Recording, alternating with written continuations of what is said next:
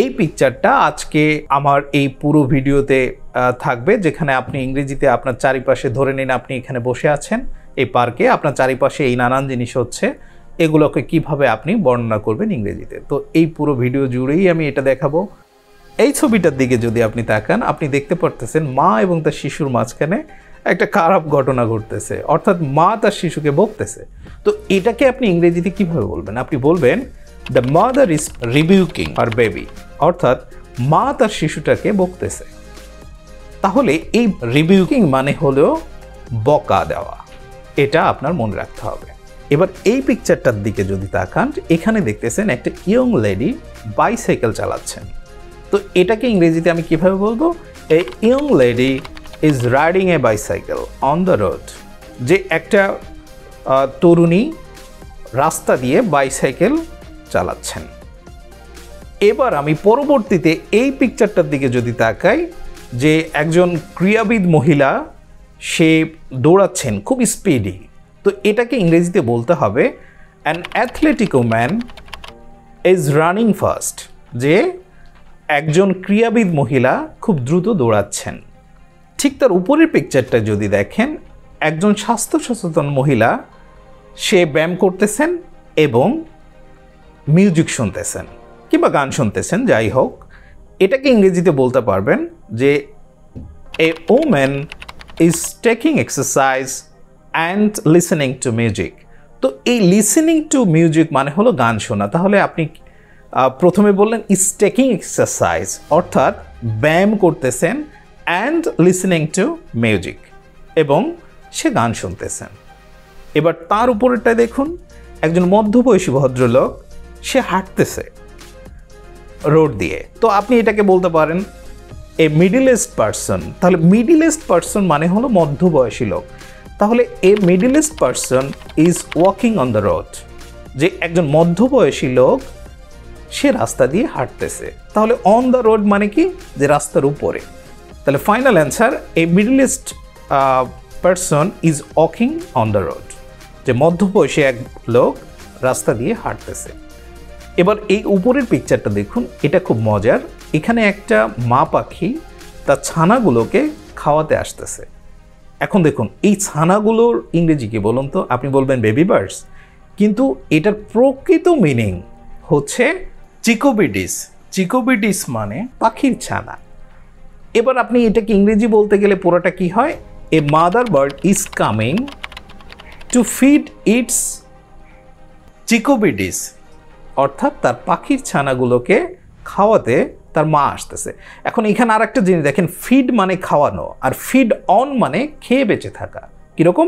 ধরেন আপনি যদি বলেন যে আমি ভাত মাছ খেয়ে বেঁচে থাকি, তখন আপনার বলতে হবে I feed on rice and fishes. কিন্তু ফিড মানে খাওয়া, নো, নট খাওয়া। তো ফিড অন মানে খেয়ে বেঁচে থাকা, আর ফিড মানে খাওয়ানো। তাহলে এবার আপনি দেখুন, এখানে এক পুলিশ বাবু কি করতেছেন? তিনি করতেছেন কি? গাড়িগুলোকে থামাচ্ছেন। তো এটাকে যদি ইংরেজিতে বলতে চান, তখন আপনার বলতে হবে a policeman is stopping the cars, যে একজন পুলিশ বাবু এই গাড়িগুলোকে থামাচ্ছেন। এখন দেখেন, এখানে যদি আপনি বলতেন a police is stopping the cars, এটা কিন্তু হতো না। কারণ দা পুলিশ যখন বলবেন, তখন হলো এই দা পুলিশ মানে হচ্ছে প্লুরাল, কিন্তু একজন পুলিশ, এই জন্য আপনার বলতে হবে a policeman is stopping the cars, যে একজন পুলিশ বাবু সে কি করতেছে? গাড়িগুলো থামাচ্ছে। এবার ঠিক তার একবারে নিচের পিকচারটা দেখুন, একটা লাল বাচ্চা, মানে লাল গেঞ্জি পরা বাচ্চা, সে কি করতেছে? স্কেট বোর্ডিং করতেছে।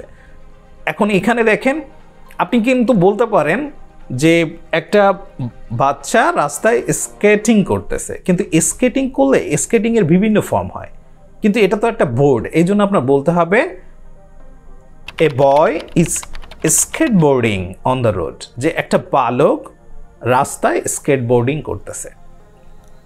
এখন এই পিকচারটা একটু দেখুন, একজন সুন্দরী মহিলা সে গাছে হেলান দিয়ে একটা নোবেল পড়তেছে কিংবা একটা বই পড়তেছে, যাই বলেন না কেন।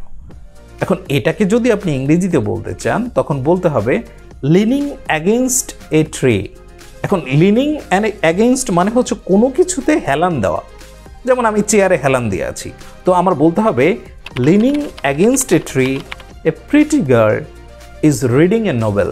অর্থাৎ একটা গাছে হেলান দিয়ে একটা সুন্দরী মেয়ে নোবেল পড়তেছে। এবার একটা জিনিস বাদ দিয়ে গেছি, দেখেন এই যে একটা কালো কুত্তে অর্থাৎ কালো কুকুর, সে ঘেউ ঘেউ করতেছে। এখন এটাকে যদি আপনি ইংরেজিতে বলতে চান তখন বলতে হবে এ ব্ল্যাক ডগ ইজ বার্কিং, অর্থাৎ একটা কালো কুকুর ঘেউ ঘেউ করতেছে। দেখলেন তো কত সহজে আপনার চারিপাশটাকে আপনি ইংরেজিতে বলতে পারলেন। ইংরেজিতে কথা বলা আসলে কোনো রকেট সায়েন্স নয়। এখন এই রকেট সায়েন্স মানে কি? রকেট সায়েন্স আর একটা শব্দ আপনি কিন্তু জেনে গেলেন। রকেট সায়েন্স মানে খুব টাফেস্ট থিং, মানে যেটা নিয়ে আপনার মাথা খাটাতে হয়, আপনার কাছে কঠিন লাগে। এটা আসলে কঠিন কিছু না, এটা সহজ জিনিস। তো ইংরেজি রিলেটেড এরকম দারুণ দারুণ videos, spoken English, basic English, HSC SSC grammars, এই যাবতীয় ভিডিও পেতে আমার এই পেজটা কিংবা এই চ্যানেলটাকে সাবস্ক্রাইব কিংবা ফলো করুন, লাইক করুন, কমেন্ট করুন, শেয়ার করুন। এবং আজকের এই ক্লাসে যে সারাউন্ডিংসটা অর্থাৎ একটা পিকচার কিংবা আপনার চারিপাশটাকে যে বর্ণনা করলাম, আমি যেগুলো বললাম এর বাইরে আপনি কিভাবে বর্ণনা করতে পারেন এটা কমেন্ট বক্সে কমেন্ট করুন। So I hope that we will see in the next class and videos. Thank you.